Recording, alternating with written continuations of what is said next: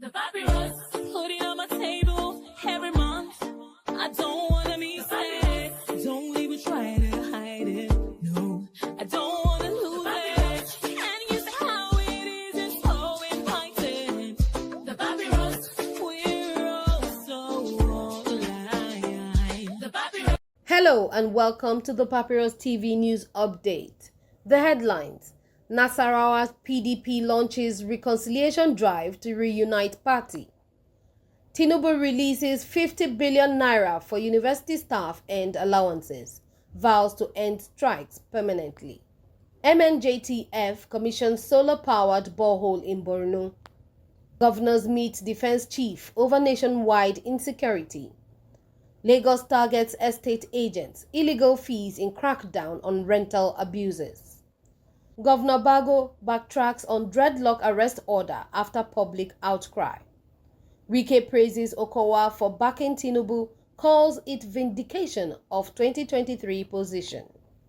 The details.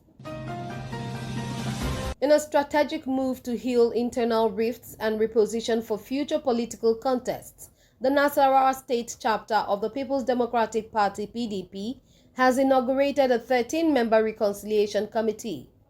The party's new state chairman, Adamu Ninga, made the announcement in Lafia, the state capital, emphasizing that the initiative is part of a broader vision to build a more united and formidable PDP ahead of the 2027 general elections. The committee is headed by Sule Nasidi, chairman of the PDP Elders Forum in the state, and has been tasked with reaching out to aggrieved stakeholders, reconciling differences, and reintegrating alienated members into the party's mainstream. This is about the future of Nasarawa State, Ninga said. We want a PDP that is inclusive, one that truly reflects the hopes of the people and can lead them to better governance. Ninga expressed regret over the disputes that had weakened the party in recent years and offered a public apology to disaffected members. He called on them to set aside personal grievances and embrace the collective goal of returning PDP to power in the state. We can only take over governance if we are united. This committee is empowered to reach every corner of the party structure and bring everyone back on board, he added. As part of the renewed engagement with the grassroots, the PDP also plans a thank you tour across the 13 local government areas of the state to appreciate voters for their support during the 2023 general elections. Ninga further commended the performances of PDP lawmakers at both the state and federal levels, urging them to continue delivering on their mandates as examples of good governance. The Reconciliation Initiative is viewed as a critical first step in rebuilding internal party cohesion and regaining public trust, positioning the PDP as a viable alternative in Nasarawa's evolving political landscape. Meanwhile, in a significant gesture aimed at improving morale and stability in Nigeria's public universities, President Bola Ahmed Tinubu's administration has released 50 billion naira for the payment of earned academic and non-academic allowances across federal universities. The disbursement was confirmed in a statement issued by the Minister of Education, Professor Maruf Olatunji Alausa, through the ministry's Director of Press, Borio Wofolashade. According to the minister, the funds represent more than just the fulfillment of a financial obligation. They reflect a broader commitment by the Tinubu government to prioritize the welfare of education workers and promote long-term stability within the nation's higher institutions. Alausa described the move as a key part of the administration's renewed hope agenda, which aims to reposition Nigeria's education system to support the country's transition from a resource-dependent to a knowledge-based economy. This landmark development stands as yet another testament to President Tinubu's unwavering commitment to fundamentally transform Nigeria's education sector, Alausa said. It reflects the administration's bold resolve to invest in infrastructure, human capital, and a sustainable future for our youth. The minister noted that this gesture comes at a time when Nigeria is experiencing one of the longest uninterrupted academic calendars in recent history, a feat credited to the improved relations between the government and university unions. The youth are the heartbeat of our country. Their future is extremely important to me and my administration, Tinubu was quoted as saying. Keeping our children in school is not negotiable. It is my commitment that strikes in our institutions will soon become a thing of the past, forever. Alausa reaffirmed the government's intention to maintain peace and progress in the education sector by collaborating closely with all stakeholders. He added that the ministry would ensure transparency in disbursing the earned allowances and that every federal university would be appropriately covered. Continuing, as part of a broader peace-building and community development initiative in Nigeria's northeast, the Multinational Joint Task Force, MNJTF, has commissioned a state-of-the-art solar-powered borehole in Fulatari, a community in Mongunu local government area of Borno State. The borehole, equipped with a 10 cubic meter tank and cutting-edge water purification technology, was inaugurated by the MNJTF's force commander, Major General Godwin Mutkut, who handed it over to the grateful residents of the conflict-affected region. In a statement released by the task force's public information officer, Lieutenant Colonel Olaniyi Oshoba, the project was described as a milestone in efforts to stabilize communities recovering from insurgency. General Mutkut acknowledged the financial and technical support of the European Union and its partners and stressed that access to clean water was a fundamental human need that would contribute to better health outcomes and improved quality of life for residents. We believe this borehole will go a long way in reducing waterborne diseases and easing the resettlement of internally displaced persons, IDPs, he said. We urge the community to take ownership of this facility and manage it properly. This is not a one-time gesture. How well it is used will determine further development efforts. Also speaking at the event, Commander of MNJTF Sector 3, Major General Mohammed Babayo, said the project reflects the task force's dedication to restoring dignity and hope to people ravaged by conflict. He noted that the borehole aligns with the UN Sustainable Development Goals, particularly those focused on clean water, good health, and sustainable communities. David Tavernier, a representative of Defense Council International (DCI), explained that the borehole includes microfilters, a chrome dispenser, and solar-powered treatment systems to ensure high water quality. He praised the collaboration between MNJTF and the EU in creating the conditions necessary for displaced communities to return to their ancestral homes. The local government chairman of Monguno, Liman Kala, thanked the MNJTF for the intervention, calling it a life-changing gesture that would resonate across the community. It shows that we have not been forgotten, he said. We see this as a promise that better days are coming.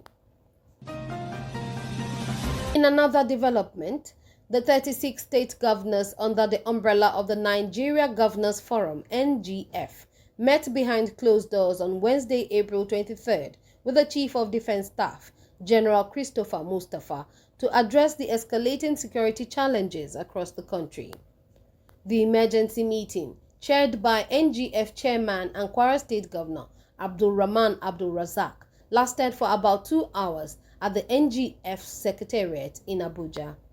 The high-level talks come in response to a disturbing surge in killings, kidnappings, and bandit attacks, particularly in Benue and Plateau states, where hundreds of civilians, including women and children, have lost their lives in recent weeks.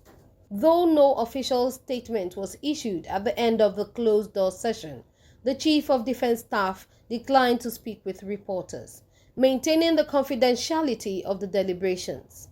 However, the presence of governors from Borno, Ekiti, Adamawa, Kaduna, Bayelsa, Gombe, Ogun, Imo, Oyo, Ondo, Benue, Nasarawa, and Plateau, alongside deputy governors from Niger, Enugu, and Bauchi, underscores the urgency of the matter.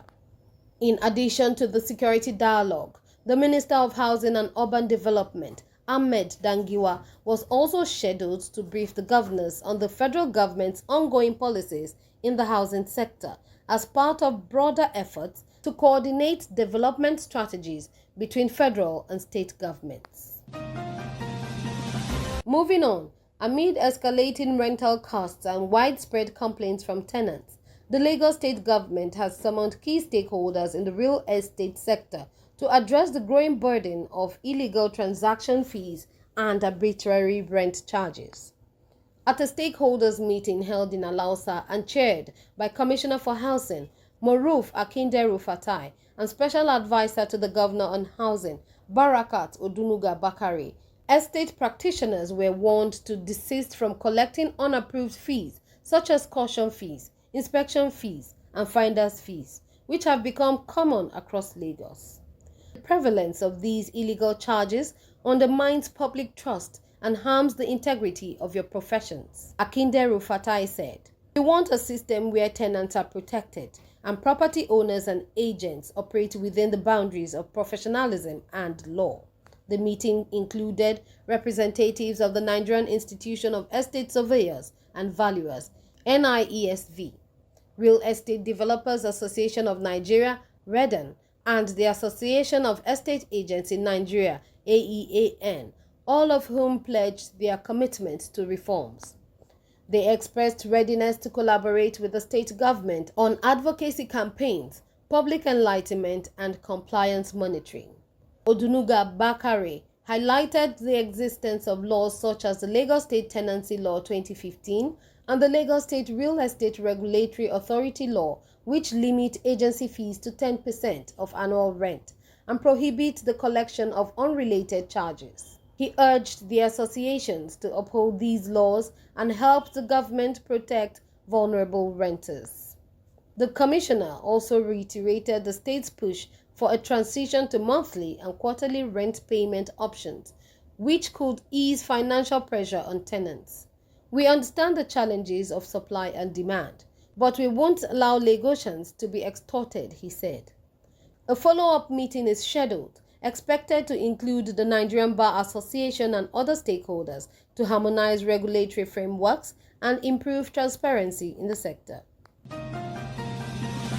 Furthermore, Niger State Governor Umar Bago has rescinded his controversial directive ordering the arrest and punishment of individuals wearing dreadlocks in Minna, following a wave of backlash from civil rights groups, media commentators, and concerned Nigerians across social media.